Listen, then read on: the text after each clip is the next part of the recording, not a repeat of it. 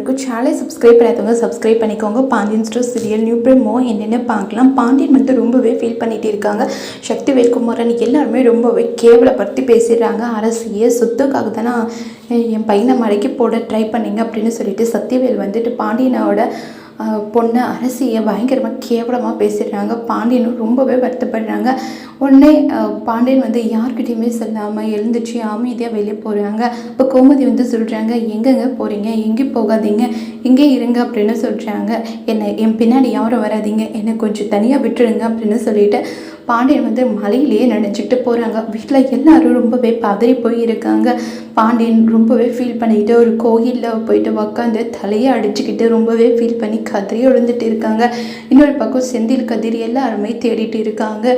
இதுக்கப்புறம் வீட்டுக்கே போகக்கூடாது அப்படின்னு சொல்லிட்டு ரொம்பவே வருத்தப்பட்டுட்டே இருக்காங்க பாண்டியன். இதோட இந்த ப்ரோமோ முடியுது. பரப்புற எபிசோடில் என்ன மாதிரி நடக்குதுன்னு நம்ம பார்க்கலாம்.